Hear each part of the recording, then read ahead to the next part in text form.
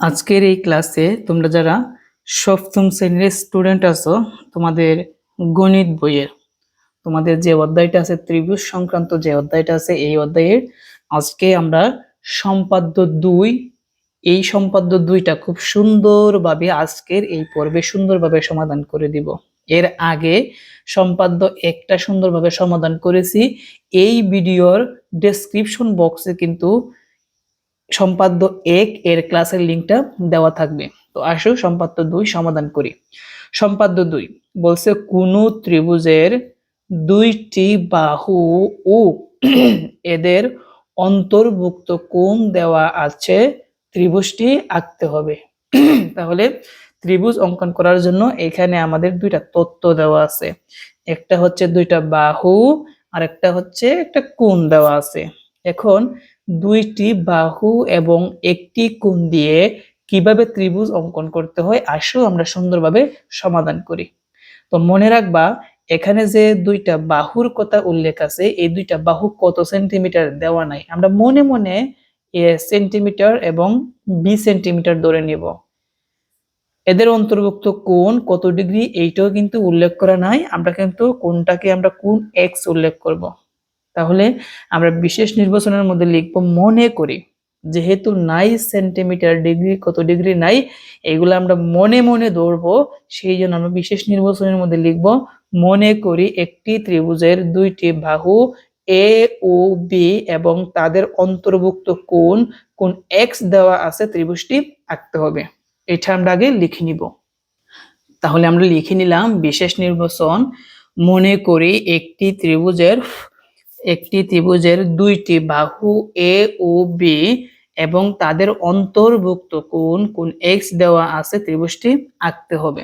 তো আসো আমরা এক এক করে এখন আমরা ত্রিভুজটা অঙ্কন করে নিচ্ছি। প্রিয় শিক্ষার্থীরা, মনে রাখবা ত্রিভুজ অঙ্কন করার জন্য আমাদের দুইটা বাহু দেওয়া আছে এবং বাহুগুলা কত সেন্টিমিটার উল্লেখ করা নাই। আমি প্রথম বাহুকে ধরলাম হচ্ছে 6 সেন্টিমিটার। প্রথম যে বাহু আছে এই বাহুকে আমরা কি ধরলাম, 6 সেন্টিমিটার ধরলাম। তো দিলাম 6 সেন্টিমিটার এবং পরবর্তী যে বাহুটা আছে এটা দিব আমরা হচ্ছে 5 সেন্টিমিটার। ওকে, তাহলে দুইটা বাহু, একটা বাহুর নাম হচ্ছে এ, যাকে আমরা দিছি হচ্ছে 6 সেন্টিমিটার, পরবর্তী বাহুর নাম হচ্ছে বি, যেটা আমরা দিয়েছি হচ্ছে 5 সেন্টিমিটার। আর একটা কোণটা কত ডিগ্রি এটা কিন্তু উল্লেখ করা নাই, আমরা আনুমানিক করে একটা কোণ দিয়ে দিব। মনে করো আমরা দিয়ে দিলাম এখন 70 ডিগ্রি, 60 ডিগ্রি কোণ দিলাম। কোণ কিভাবে দিতে হয় আশা করি তোমরা এগুলা পারো, প্রথম ক্লাসের মধ্যে কিন্তু আমি দেখিয়েছি 60 ডিগ্রি কোণ।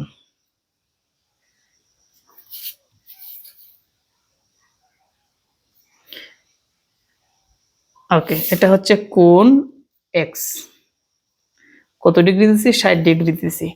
তো দুইটা বাহু আমরা লিখলাম, একটা কোণও লিখলাম। এখন আসো আমরা ত্রিভুজটা অঙ্কন করি। তো ত্রিভুজটা অঙ্কন করার জন্য ফার্স্ট অফ অল তোমাকে কি করতে হবে, যে কোনো একটা রশ্মি নিতে হবে। তো দেখো আমি এই জায়গার মধ্যে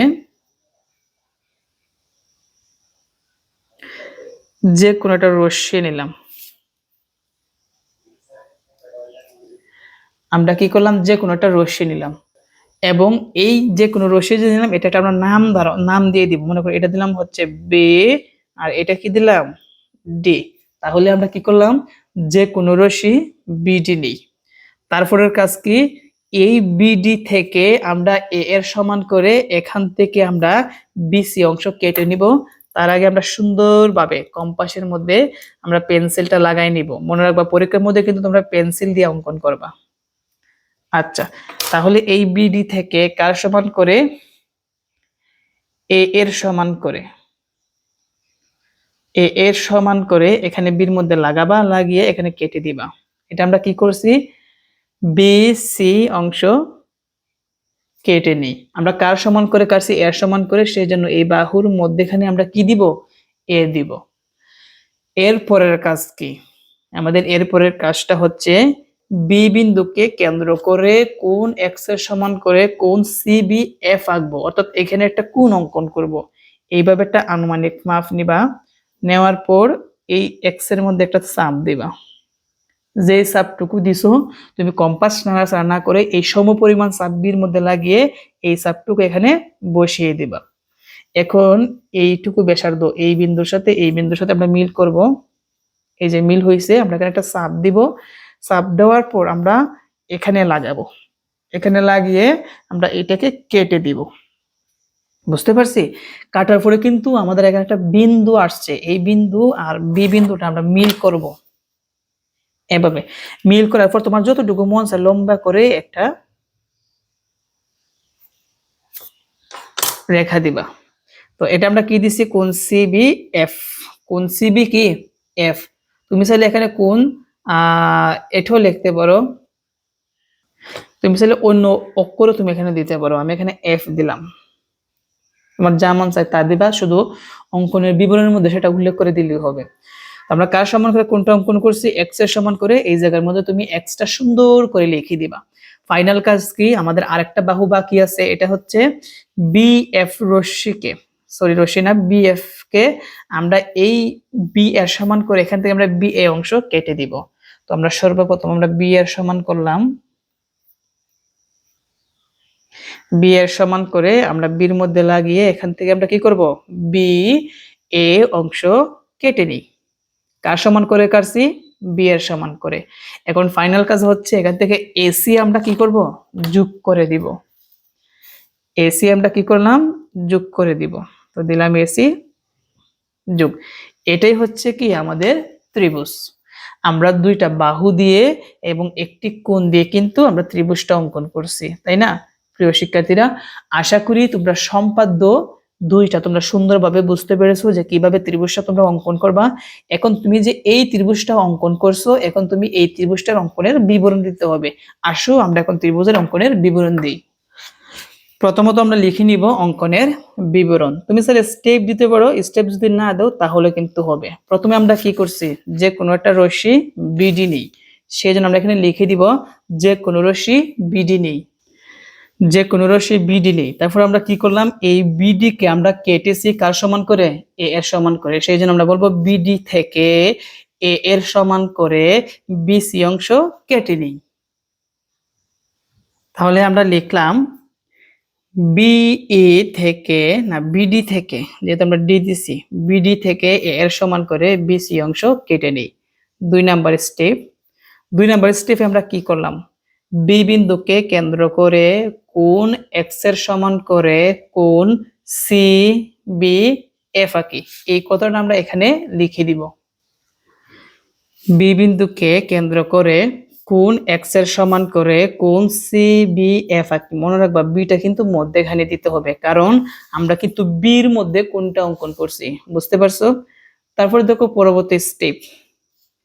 পরবর্তী স্টেপ হচ্ছে 3 নাম্বার।